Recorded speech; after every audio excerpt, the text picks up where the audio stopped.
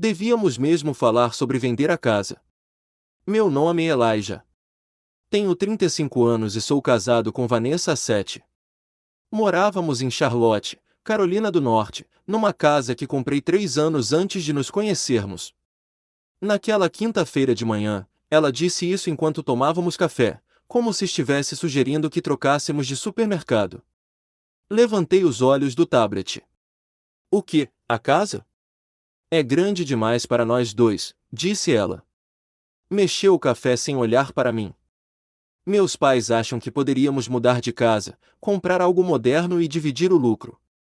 Os pais dela, sempre os pais dela. Trabalhei como engenheiro estrutural na Hologat Systems.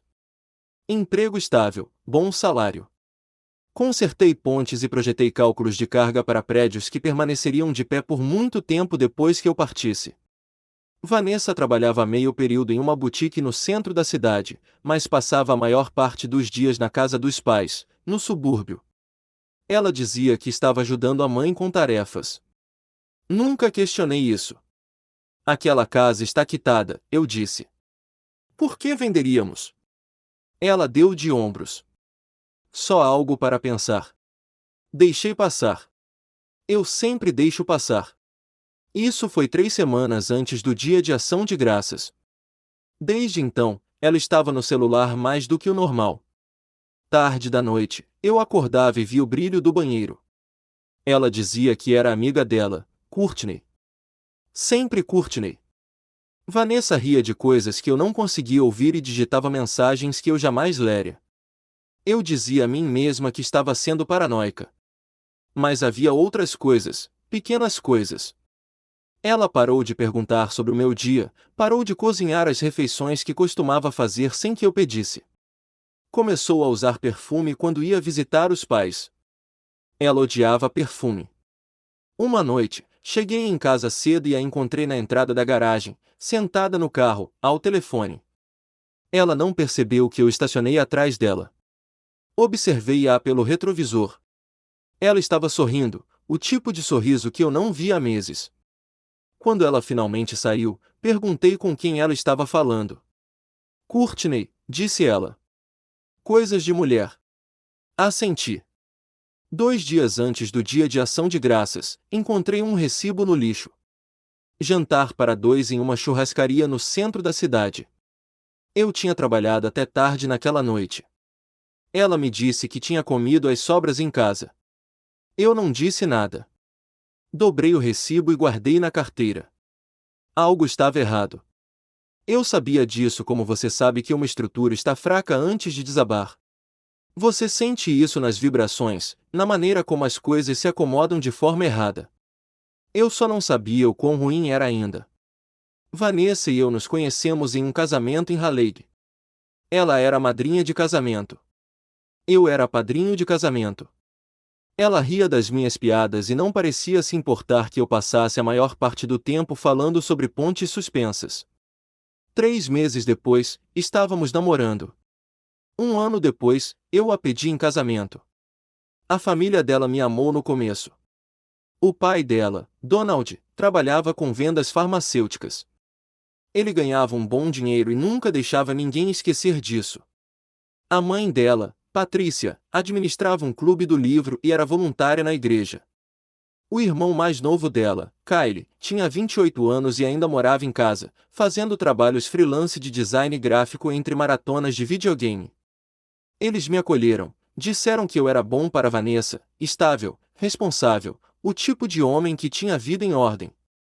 Mas em algum momento, isso mudou. Começou aos poucos. Donald parou de apertar minha mão em jantares de família. Patrícia perguntava a Vanessa como ela estava, de um jeito que parecia que ela estava verificando se eu a estava tratando bem. Kylie mal me olhava. Pensei que talvez eu tivesse dito algo errado, feito algo que os ofendesse. Mas quando perguntei a Vanessa, ela ignorou. Eles estão apenas estressados, disse ela. Não leve para o lado pessoal. Então, não levei. Eu trabalhava longas horas, às vezes 60 horas por semana, quando o prazo de um projeto chegava. Chegava em casa cansada, comia o que quer que estivesse na geladeira e adormecia no sofá. Vanessa disse que entendia. Disse que estava orgulhosa de mim, mas parou de falar tanto. Na semana anterior ao Dia de Ação de Graças, notei que ela estava levando mais roupas do que o normal quando foi à casa dos pais. Uma mochila, não apenas uma mala de viagem. Você vai passar a noite aqui? Perguntei. Talvez, disse ela. Mamãe quer ajuda na decoração para o feriado. Posso ajudar, ofereci. Não, tudo bem. Você tem trabalho. Eu tinha trabalho, um relatório de inspeção da ponte para segunda-feira. Mas eu teria ido se ela tivesse pedido. Ela não pediu. Na noite anterior ao Dia de Ação de Graças, não consegui dormir. Sentei-me no meu escritório e abri meu laptop. Não sei por que fiz isso. Talvez eu estivesse procurando segurança.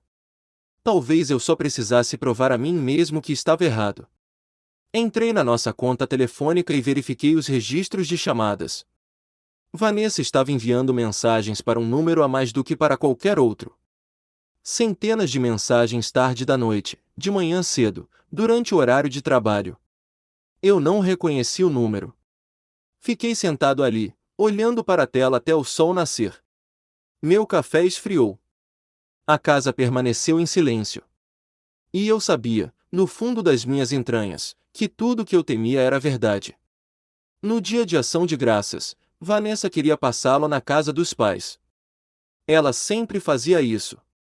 Concordei porque é isso que se faz quando se é casado. Você se compromete. Você aparece. Você sorri e finge que está tudo bem, mesmo quando não está. Dirigimos separadamente. Ela disse que queria passar na loja primeiro.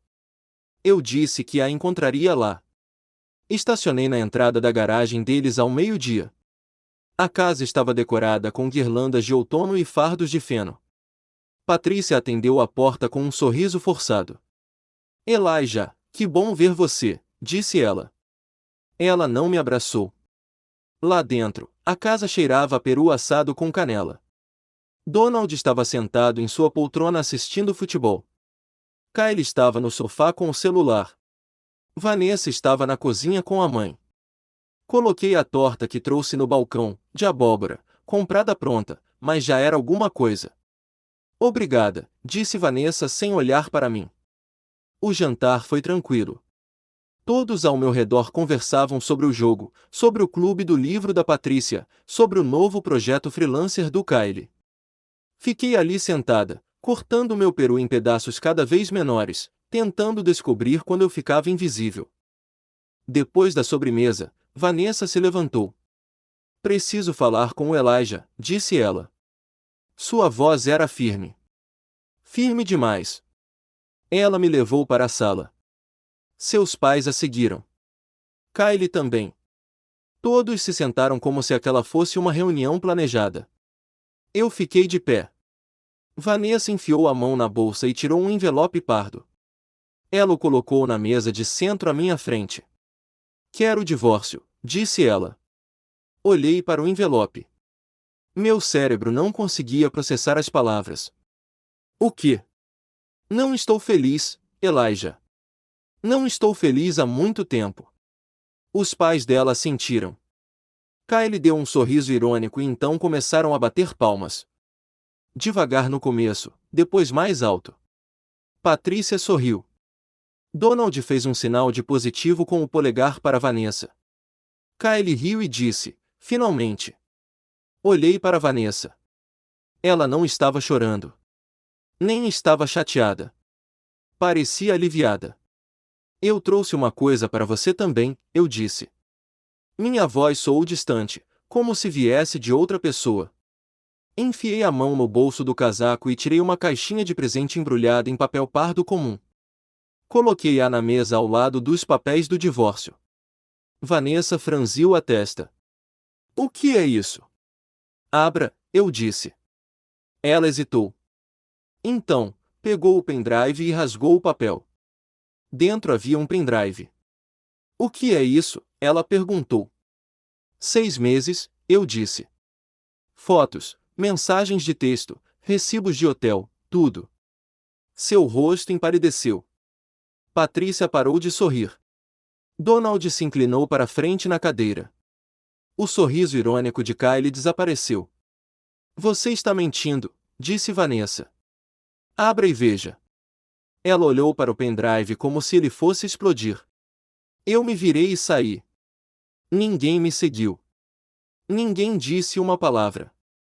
O único som era o do jogo de futebol americano que ainda estava passando na sala de estar. Dirigi para casa e fiquei sentada na minha caminhonete por 1 hora. O sol se pôs, o ar ficou frio. Não me mexi. O pendrive não era um blefe. 2 meses antes, contratei uma investigadora particular, uma mulher chamada Cláudia, que trabalhava em um pequeno escritório perto da universidade. Dei a ela a agenda de Vanessa, seu carro, seu número de telefone. Disse a ela que precisava saber se eu estava louca. Ela me ligou 3 semanas depois e disse que não. Vanessa estava saindo com alguém, um homem chamado Jordan. Ele trabalhava com imóveis, vendia apartamentos de luxo no centro da cidade. Elas se conheceram em uma visitação pública que Vanessa compareceu com a mãe há 6 meses. Patrícia sabia. Ela as apresentou. Cláudia me deu tudo, fotos deles almoçando, caminhando por um parque, de mãos dadas, entrando juntos em um hotel numa tarde de terça-feira enquanto eu inspecionava um viaduto em Greensboro. Paguei em dinheiro, agradeci, fui para casa e guardei o pendrive na gaveta da minha mesa. Não confrontei Vanessa. Não gritei, não joguei coisas, nem exigi respostas. Apenas observei, esperei, planejei, porque sabia que o dia de ação de graças estava chegando. Eu sabia que a família dela estaria lá. Eu sabia que ela iria querer tornar isso público, dramático, me transformar no vilão para poder sair impune. Então, eu deixei. Agora, eu estava sentado na entrada da minha garagem, olhando para a casa que comprei com meu próprio dinheiro. E não senti nada. Meu telefone vibrou. Uma mensagem de Vanessa: você é louco. Essas fotos não provam nada. Eu não respondi. Outra mensagem: Jordan é só um amigo. Você está distorcendo isso em algo que não é. Desliguei meu telefone. Na manhã seguinte, acordei com 17 chamadas perdidas, 12 de Vanessa, 3 de Patrícia, 2 de Donald. Apaguei todas. Fiz café, comi torrada, fui trabalhar como se fosse uma sexta-feira qualquer. Às 10 horas, meu telefone tocou. Era um número que eu não reconheci. Olá, Sr. Elijah. Aqui é o Garret. Sou o advogado da Vanessa, disse a voz. Recostei-me na cadeira. Certo. Minha cliente está preparada para prosseguir com o divórcio. Gostaríamos de agendar uma mediação o mais rápido possível. Claro. Ela também está solicitando a casa como parte do acordo. Considerando que vocês eram casados quando melhorias significativas foram feitas, ela acredita ter direito à metade do patrimônio. Quase ri. A casa é minha. Eu a comprei antes de nos casarmos. Paguei a hipoteca. Paguei por todos os reparos, todas as melhorias. Ela não tem direito a ela. Garret fez uma pausa. Vamos ver o que o tribunal diz. Faça isso. Desliguei. Naquela tarde, Vanessa apareceu no meu escritório. A segurança ligou e perguntou se eu queria que a mandassem embora. Eu disse, não, deixe-a subir. Ela entrou na minha baia com os olhos vermelhos e maquiagem borrada. Você me humilhou, disse ela. Você se humilhou, respondi. Jordan e eu não estamos juntos. Foram apenas alguns jantares, algumas conversas. Não significou nada. Então por que você pediu o divórcio? Ela não respondeu. Você queria sair, eu disse. Então saia, mas você não vai ficar com a minha casa. Ela me encarou como se estivesse me vendo pela primeira vez. Você mudou, disse ela. Não, você só parou de prestar atenção. Ela saiu sem dizer mais nada. Observei-a caminhar pelo corredor até desaparecer na esquina. Então voltei ao meu trabalho como se nada tivesse acontecido. O divórcio foi rápido. Vanessa queria que fosse feito. Eu também. O advogado dela insistiu muito pela casa, disse que era um bem conjugal, que Vanessa contribuía para o sustento da família e merecia uma indenização. Minha advogada, uma mulher chamada Francine, que usava óculos de leitura presos a uma corrente, não sorriu uma única vez durante nosso primeiro encontro, desfez essa discussão em 15 minutos. A casa foi comprada antes do casamento. A escritura está em seu nome. Todas as parcelas da hipoteca vieram da sua conta pessoal. Ela não tem nenhuma reivindicação legal, disse ela. Vanessa tentou argumentar que pagou pelas compras, pelas contas de luz e pelos móveis. Francine pediu recibos. Vanessa não conseguiu fornecer nenhum. O juiz decidiu a meu favor. A casa continuou sendo minha. Vanessa ficou com o carro e todos os pertences pessoais que conseguiu provar que eram dela. Sem pensão alimentícia, sem acordo, apenas uma separação definitiva. Ela foi morar com os pais no dia em que os papéis foram finalizados. Achei que seria o fim da história. Não era. Uma semana depois, recebi um telefonema do meu chefe. O nome dele era Geraldi, e ele comandava o departamento de engenharia da Hologat Systems havia 20 anos. Era um homem bom, justo e direto. Elijah, precisamos conversar, disse ele. Encontrei-o em seu escritório. Ele fechou a porta e sentou-se à minha frente. Recebi uma reclamação, disse ele. Da Vanessa. Pisquei. O quê? Ela ligou para o RH ontem, disse que você a estava assediando, ameaçando. Ela quer uma ordem de restrição. Isso é mentira. Eu sei, mas o RH precisa investigar. Você ficará em licença administrativa até que isso seja resolvido. Por quanto tempo? 2 semanas, talvez mais. Fiquei ali sentado em silêncio. Minhas mãos ficaram dormentes. Minha garganta apertou. Eu não conseguia acreditar que ela chegaria tão longe. Desculpe, Elijah. Sei que isso não é justo, mas estou de mãos atadas. Assenti, levantei-me e saí. Naquela noite, liguei para Cláudia. Preciso de mais, eu disse. Mais o quê? Mais provas. Vanessa está tentando me enterrar. Preciso saber de tudo. Cláudia ficou em silêncio por um momento. Tem certeza de que quer seguir esse caminho? Já estou nisso. Ok, me dê uma semana. Uma semana depois, ela me enviou um arquivo. Era maior do que eu esperava. Jordan não era apenas um corretor de imóveis. Ele era casado e tinha 2 filhos. A esposa dele não fazia ideia. Vanessa estava saindo com ele há 8 meses, não 6. Eles se conheceram antes da visitação pública em um bar de hotel no centro da cidade. Patrícia não os apresentou. Ela os encobriu. Havia mais fotos, mensagens de texto que Cláudia tirou do backup na nuvem de Vanessa, capturas de tela de conversas em que Vanessa e Patrícia planejavam como me tirar de casa, como me fazer parecer instável, como tirar tudo o que eu tinha. Uma mensagem se destacou. Vanessa para Patrícia: assim que eu conseguir a casa, Jordan e eu podemos morar juntos. Elijah não vai brigar. Ele nunca briga. Imprimi tudo, coloquei numa pasta e enviei cópias para o meu advogado. Francine me ligou 2 horas depois. Isso muda tudo, disse ela. Se ela estiver fazendo alegações falsas para prejudicar sua carreira, podemos entrar com uma reconvenção, difamação, intenção maliciosa. Ela vai se arrepender disso. Faça isso, eu disse.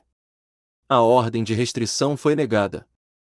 O RH me liberou após analisar os registros telefônicos e as imagens de segurança que provavam que eu não havia contatado Vanessa nenhuma vez desde que ela se mudou. Voltei ao trabalho. Vanessa ficou em silêncio. Mas eu ainda não tinha terminado.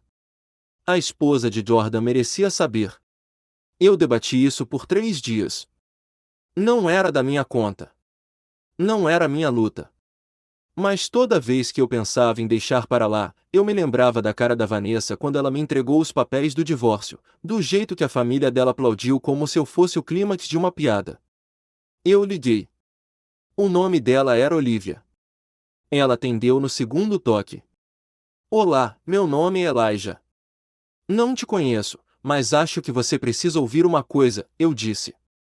Contei tudo a ela, enviei as fotos, as mensagens, os recibos do hotel. Ela não chorou. Ela não gritou. Ela apenas disse obrigada e desligou.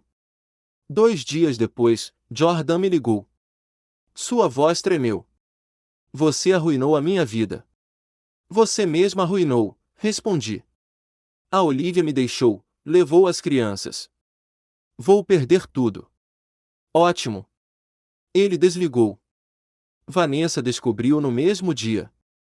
Ela apareceu na minha casa naquela noite, batendo na porta. Eu não atendi. Ela gritou através da porta: você é um lixo vingativo. Você não podia simplesmente me deixar ser feliz. Sentei-me no sofá e esperei que ela fosse embora. Finalmente, ela foi. Na manhã seguinte, recebi uma mensagem de Patrícia: você destruiu esta família. Espero que esteja orgulhoso de si mesmo. Apaguei a mensagem. Uma semana depois, Francine ligou. Vanessa está tentando entrar com uma ação judicial. Ela está alegando sofrimento emocional, diz que você vazou informações privadas para destruir o relacionamento dela. Ela pode fazer isso? Ela pode tentar, mas não vai ganhar. As informações que você forneceu eram relevantes para o seu caso. Você tinha todo o direito de se proteger. E a esposa de Jordan? Eu passei dos limites? Moralmente, isso é com você. Legalmente, não. Você não difamou ninguém. Você apenas disse a verdade. A reconvenção foi rejeitada 3 semanas depois. Vanessa se mudou para Raleigh. Ouvi dizer que ela conseguiu um emprego em outra boutique. Ouvi dizer que Jordan voltou a morar com os pais. Ouvi dizer que Patrícia e Donald pararam de falar com quem perguntasse sobre o divórcio. Não me importei. Voltei a trabalhar, consertei pontes, projetei prédios, voltei para uma casa silenciosa que finalmente parecia minha. Uma noite, fiquei na cozinha preparando o jantar, só macarrão com molho marinara, nada sofisticado. Servi um copo d'água e sentei-me à mesa. A casa estava silenciosa. Pela primeira vez em meses, isso não me incomodou. Pensei em ligar para alguém, um amigo, um colega de trabalho, qualquer um. Mas não liguei. Fiquei sentado ali, comendo meu macarrão e olhando para a rua pela janela. O bairro estava silencioso. Um cachorro latiu em algum lugar ao longe. Um carro passou com os faróis cortando a escuridão. Terminei o jantar, lavei o prato e apaguei as luzes. Subi as escadas e fiquei na porta do quarto. O lado do armário de Vanessa estava vazio. As gavetas da cômoda estavam vazias. O balcão do banheiro tinha metade dos produtos de higiene que costumava ter. Não senti falta de nada. Deitei na cama e adormeci mais rápido do que em meses. Nenhum barulho vindo do banheiro. Nenhum brilho na tela do celular. Apenas silêncio, apenas paz. 6 semanas após a finalização do divórcio, recebi uma carta pelo correio. Era de Olivia, ex-mulher de Jordan.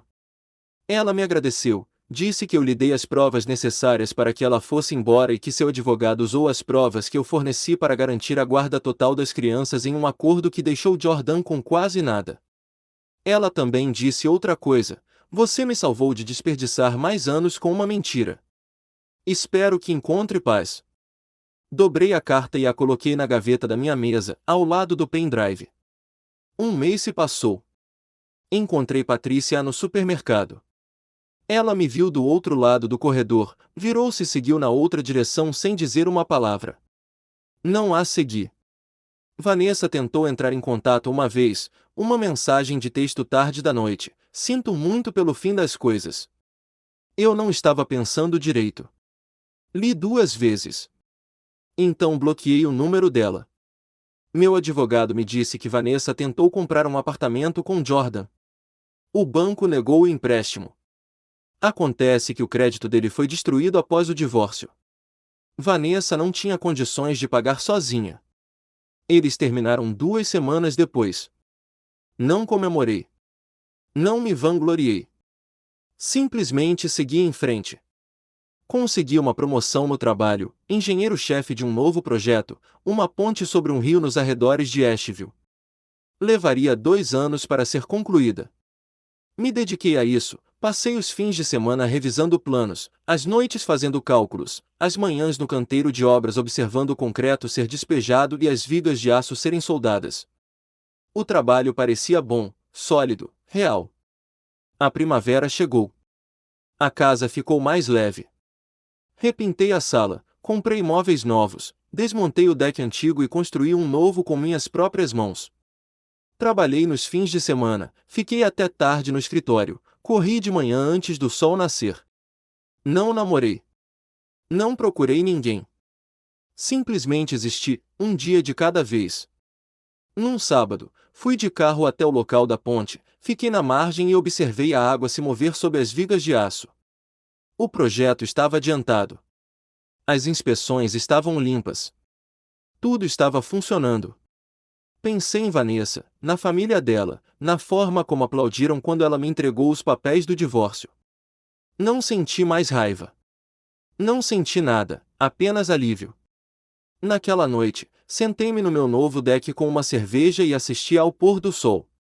O ar cheirava grama cortada e tinta para madeira. Meu telefone vibrou com um e-mail de trabalho. Ignorei. Pela primeira vez em muito tempo, senti que conseguia respirar. Vanessa perdeu tudo que tentou tirar de mim. O relacionamento dela desmoronou. A família dela parou de falar com metade dos amigos depois que a notícia do caso se espalhou. Patrícia pediu demissão do clube do livro. Donald perdeu um cliente que descobriu que sabia do caso e não disse nada. Kylie ainda morava em casa, ainda jogava videogame, ainda não tinha um emprego de verdade. Jordan morava em um apartamento de um quarto na zona leste de Raleigh. Olivia ficou com a casa, os filhos, a vida que eles construíram. Eu fiquei com a minha casa, o meu emprego, a minha paz. Eu não precisava de mais nada.